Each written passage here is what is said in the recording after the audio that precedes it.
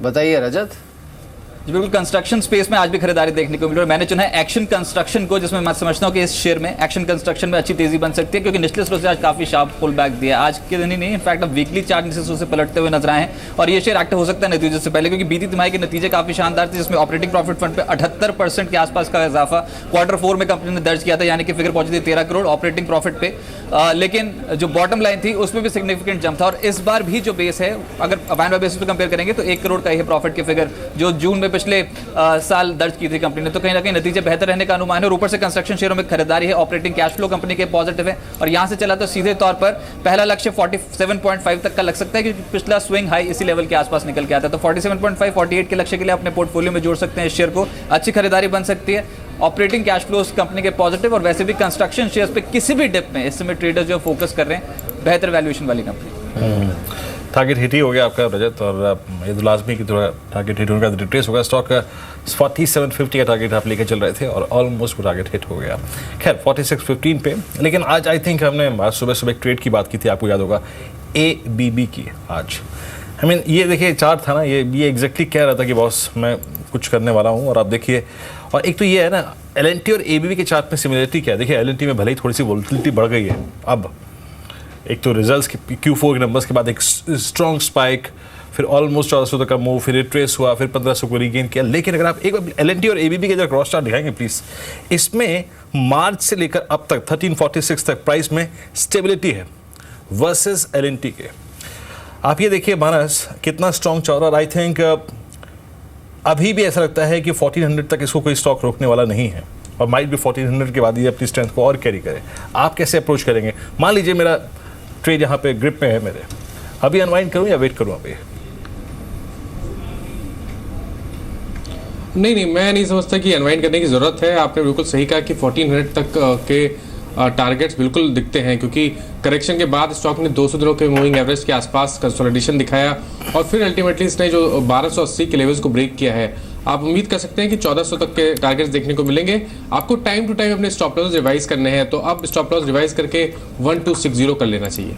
बिल्कुल, चलिए आपने LNT की बात छेड़ी, उस पर बात कर लेते हैं। राजेश अग्रवाल है हमारे साथ। राजेश, कल LNT इन्फोटेक की लिस्टिंग है, माहौल जिस तरह का है IT स्पेस में हो सकता है कि उतनी प्रीमियम के साथ लिस्ट ना हो जितनी शायद पिछले हफ्ते तक बाजार को उम्मीद थी। ये फिसलेगा या फिर अगर होल्ड नहीं कर पाया उसके बाद LNT पर क्या होता देख रहे हैं?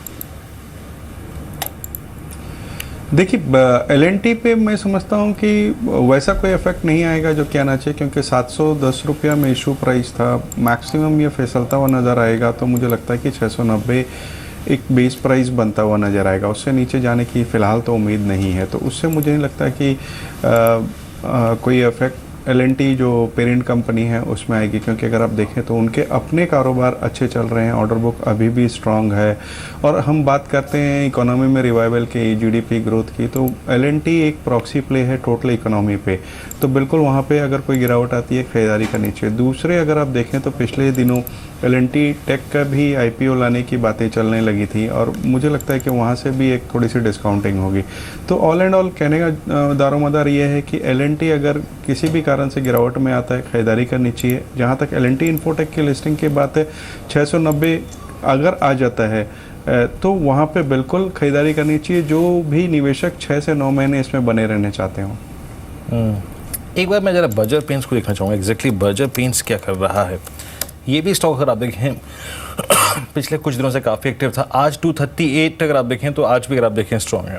आई थिंक आज ऑलमोस्ट अगर आप देखें ये इस दौर का एक नया हाई क्रिएट करते हुए 238 रुपये के स्तर पे। जरा एक बार प्लीज़ एडजस्टेड चार्ज दिखाएंगे जरा बर्जर पेंट्स के 238 पर 6 रुपये ऊपर। मैं मानस आउट ऑफ अगर these two I mean Berger paints, Asian paints अगर पिक करना हो तो अभी भी क्या पिक करेंगे आप? देखिए, मैं तो अभी भी बर्जर पेंट को प्रेफर करूंगा अगर मैं ट्रेडर हूं तो, क्योंकि बर्जर पेंट ने कल ही चार्ट्स पे एक ब्रेकआउट दिया था जिसके टारगेट कहीं ना कहीं 252 के आसपास तक आते हैं। तो ये अगर एक ट्रेडिंग कॉल लेना होगा तो बिल्कुल यही पिक होना चाहिए। स्टॉप लॉसेस 230 के नीचे होंगे। बट अगर मैं निवेशक हूँ और मेरा नज़रिया 6 to 8 मंथ्स का या उससे ज़्यादा है, तो मैं समझता हूँ कि प्रेफरेंस एशियन पेंट्स को देनी चाहिए, क्योंकि जिस तरह के चार्ज डेवलप हुए हैं ऐसा लगता है कि अभी भी पोटेंशियल है यहाँ से कम 150 से 200 रुपए तक का मूव हमें आने वाले 1 साल में देखने को मिल सकता है। इसलिए निवेश के लिए एशियन पेंट बेहतर है। और कुछ शेयर स्टॉक्स को देखते हैं जहाँ पे काफ़ी अच्छी खासी तेज़ी है। एक बार अच्छे वॉल्यूम्स वाले stocks percentage winners in the mid cap and small cap है। आप एक एक करके देखिए। आप पहला देखिए स्टॉक JBM ऑटो 157.55 स्ट्राइक करता हुआ।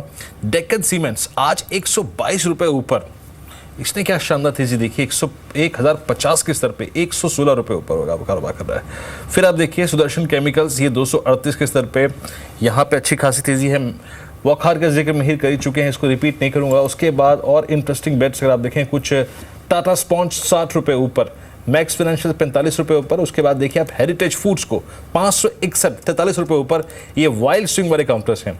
फिर आप देखिए JM फाइनेंशियल्स लगभग 3.5 रुपये ऊपर कारोबार कर रहा है इस वक्त, 7 रुपये की तेजी, 7% की तेजी यहाँ पर। मार्केटर 41.35 स्ट्राइक करता हुआ। उसके बाद अगर आप देखें कुछ इंटरेस्टिंग स्टॉक्स में, अगर आप देखें जी मीडिया कॉर्प, डिस्क्लोजर की आप इसी कंपनी का एक चैनल देख रहे हैं इस वक्त, जी बिजनेस, लेकिन यहाँ पे तेज़ है तो मैं इसका जिक्र कर रहा हूँ। यहाँ पर काफ़ी अच्छा खासा मूव है। और उसके बाद पैकेजिंग कारोबार वाली एक कंपनी को देखिए 248 पर यूफ्लेक्स ऑलमोस्ट इस वक्त 2012, 13, 14, 15, 16 के हाइस पे कारोबार कर रहा है। आप देखिए कल मिहिर इनफैक्ट मिस्टर गोयल साहब ने प्रश्न पूछा ही था, उन्होंने कहा कि एग्जैक्टली आप जो कह रहे हैं और जो मैं कह रहा हूँ उसमें डाइवर्जेंस है। आप FMCG में उतनी ग्रोथ नहीं देख रहे हैं, लेकिन मैं एग्जैक्टली जो ग्राउंड रियलिटी कुछ कल जो SL प्रोपैक में हो रहा था, आज यूफ्लेक्स में पैकेजिंग हर जगह ड्राइव हो रही है। इन राजेश यूफ्लेक्स मोमेंटम में एक बार, और आई थिंक 2016 में दोनों ही काउंटर्स ने मैं SL प्रोपैक के बारे में एक बार डिस्क्लोज देना चाहूँगा कि वो हमारी ही SL समूह की कंपनी है, लेकिन फिर भी मैं सिर्फ चार्टिकल पैटर्न्स और डिमांड और आई थिंक नंबर से बात कर रहा हूँ। आप इन दोनों में से क्या पिक करेंगे और इस सेक्टर पर आपकी राय क्या है इस वक्त?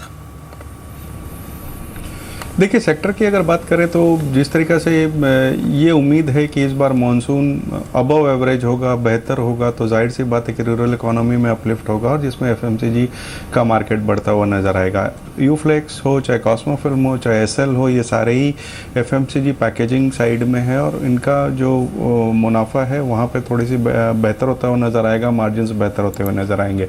दूसरे अगर आप देखें तो क्रूड प्राइसेस जो नीचे के लेवल्स पे चल रहे हैं उनका भी सीधा फ़ायदा इनको हो रहा है, क्योंकि पॉलीफिल्म्स वगैरह में वहाँ रॉ मटेरियल के प्राइसेस कम हो रहे हैं। तो इन सब चीज़ों के मद्देनज़र मुझे लगता है कि एक limited exposure at least Cosmo film और SL प्रोपैक में लिया जा सकता है।